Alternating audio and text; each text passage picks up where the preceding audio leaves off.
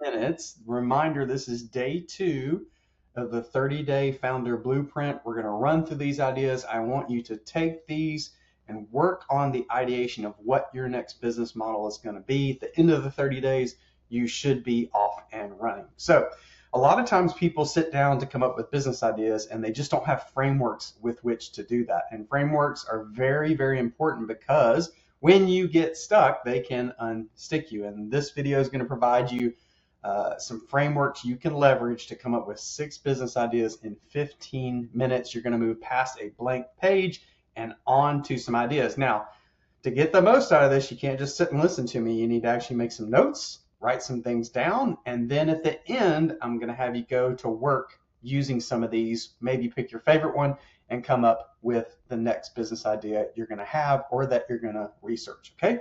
So first of all, the first method is the I have a problem method. So this is really works for authentic business models where you're solving your own problem. Now, I talked about this in the previous lesson. Remember, you have to be careful that you don't bake too much bias into this. But what I'm going to have you do is sit down and make a list of all the things that are frustrating you right now that you wish there was a solution for, and for some reason you don't know one exists, or you haven't found one in the past, or you don't like that solution.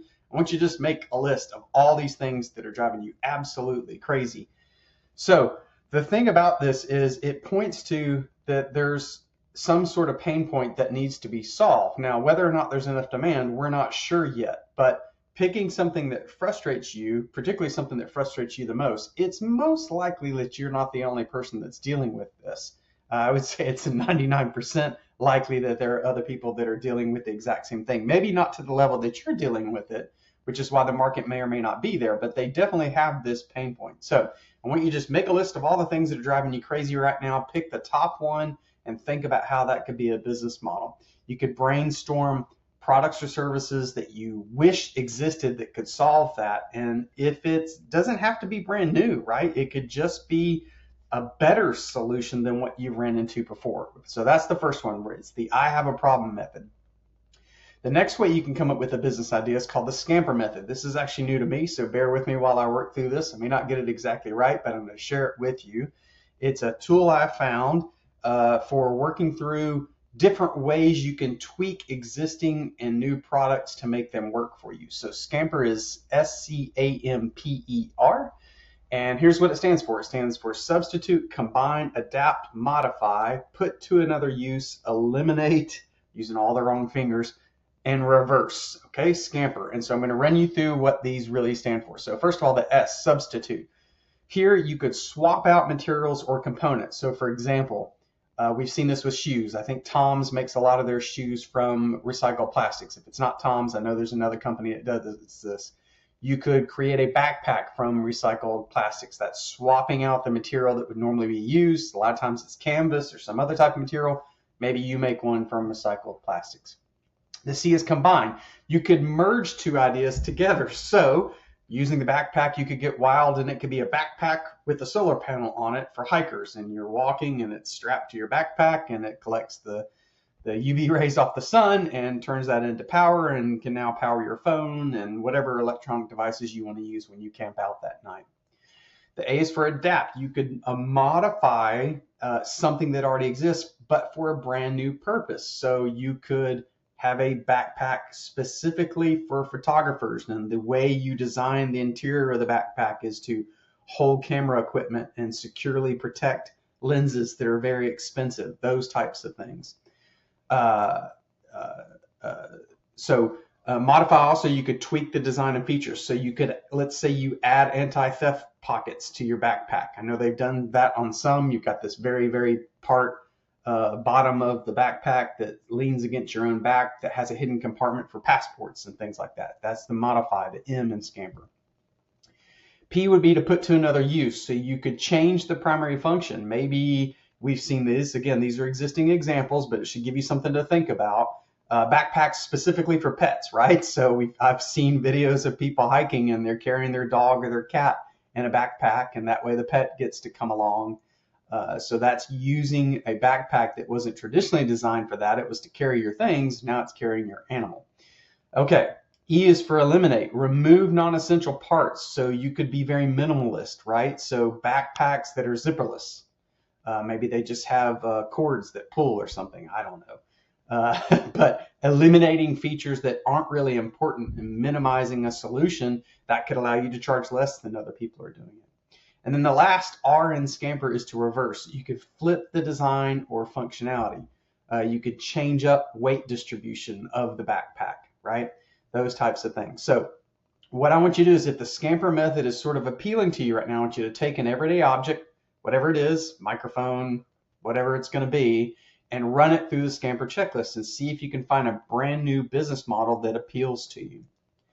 Okay, the next way, the third way to create a business idea is reverse brainstorming. So instead of trying to create a great business, right, you flip it on its end. You actually imagine the worst version imaginable that could exist, right? So the process, what you're going to do is you're going to pick an industry. You're going to list a way or ways that would make that experience the worst it could possibly be. I'm starting to smile because I've already got one in mind I would do for myself. And now you create a blueprint of what not to do. So I'll just share. It drives me nuts with passwords. I hate them. I hate having to memorize passwords.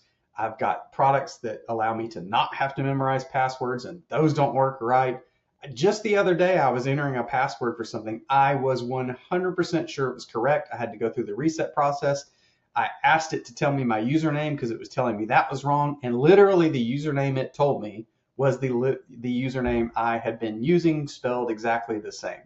So that type of stuff drives me crazy. Well, I could flip that on its end and continue to imagine how it could get even worse. And if I wanted to go into that business solving passwords, I would know all the ways that it would suck for people and that I could make it better than it is today. So if this one's appealing to you, the action here is to reverse one of the terrible ideas and figure out how to turn it into a 5-star experience. If you can do that, you've got a great business model. So before we go to the last 3 ideas, if you've got some ideas already, go ahead and pause the video and start working through those. If nothing's resonated with you yet, hopefully the next 3 will. Don't forget, hit the subscribe button, notifications, so that when new videos are posted, they come to you directly. Okay, so now we're going to go to the 4th method, which is forced relationships. So we're going to take 2 ideas that feel drastically different and figure out how to put them together. So before I go into this, I talked about this the other day in one of my blog articles, not in a video, and I talked about how my career experiences feel different in different ends of the career spectrum, but they go together perfectly to allow me to do what I do for businesses that I work with. So my 20 plus years of finance experience, fundraising and all those things, banking, all that stuff, and then 10 years now of product management, you wouldn't necessarily feel like those go perfectly together all the time, but they do. So this forced relationships method works really, really well. So what you're going to do is you're going to choose a business category. The example I'm going to use is fitness. And then you're going to choose a random thing, a random noun, something that's completely unrelated. So in this example, plants. We have fitness and plants. How the heck do those go together? We're going to force a relationship. So the example here could be, what about a yoga studio that's also a plant shop? Or it looks like a rainforest, a plant-based fitness app, something like that. I don't know. It feels really extreme. But what this does is it forces you to get creative, and not many people think in this way, so you're finding niches or opportunities that other people aren't necessarily thinking about. So if forced relationships, this idea appeals to you, grab an industry, grab some random word or noun or something else, and think of 5 ways they could work together. All right, the 5th method for creating a business idea is the customer persona method. So we're going to design a business around a specific person, someone, not everyone. So a lot of the startups that I talk to, I say, who's your target market? And they say, whoever will buy from me. Wrong idea. We're not going to do that. So you're going to focus on a specific someone. Matter of fact, you can pick that someone from your network. Let's say your mom, your dad, your best friend, your significant other, whatever it is. Think about that person, and we're going to create a user persona around that person, an ideal customer profile. And you need to jot down everything you know about this person. So we're going to give an example. It's Alex. They're a 32-year-old freelance designer. They work from home. They love their dog and they value sustainability. Okay, if you're thinking about building a business around Alex, you're going to brainstorm businesses that would solve Alex's problems, right?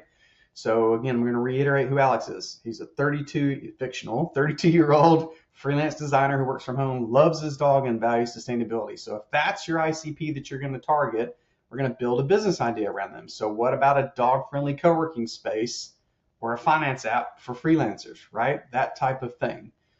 Write down the ICP, the ideal customer profile, know it intimately, know all their details as far as you can take it, and then design a business specifically for that person. If this one appeals to you, that's the action that I want you to go through. And then lastly, we're going to do, you've heard a lot of first principles thinking. This is a sort of become a popular, I think, on the back of Elon Musk and things like that. But this is the last way today that we're going to talk about creating a business idea. So I want you to break down a problem into its fundamental truths. Now, this is really important. Fundamental truths, not what you believe to be a fundamental truth, what everyone that would talk about this subject matter, what they say, what they all agree is a fundamental truth. Can't just be you. That way we strip out bias. And we're going to build a solution based on that. So instead of copying what already exists, I want you to think about the fundamental purpose of an industry. Okay, so for an example, we're going to pick education. Education is all about learning and acquiring new skills. Then we're going to identify the core components of that. So you have to have the learner, the information, you have to have coaching and feedback, you have to have all those things. And then from that, we're going to rebuild a solution from scratch using modern technology. So your action step, if this appeals to you, creating business ideas through first principles thinking, you're going to take a big industry, something really big, housing, transportation, food, whatever it is. Going to strip it down to its absolute basics and fundamental truths, and then you're going to ask, what's the best way to solve that today? A lot of times what happens in well-established industries is everyone has been operating in a certain way for a very long time, and you just kind of forget the first principles from that existed from the beginning. And so this method really allows you to do that. Okay, so we've got 6 techniques that you can pick from. You don't need to do them all. Pick one that's your favorite, or maybe 2. Just going to reiterate, you have the I have a problem, solve your own frustrations. You have Scamper, so you're remixing existing products. Reverse brainstorming, you're doing the opposite of a failed business. Forced relationships, you connect 2 random things. Customer persona, you're going to build a business around a specific persona, preferably one you know really, really well. Then lastly, first principles, inventing a new category from scratch based on fundamental truths.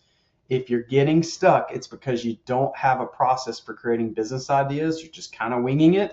You need a framework. I just gave you 6 of them you can use.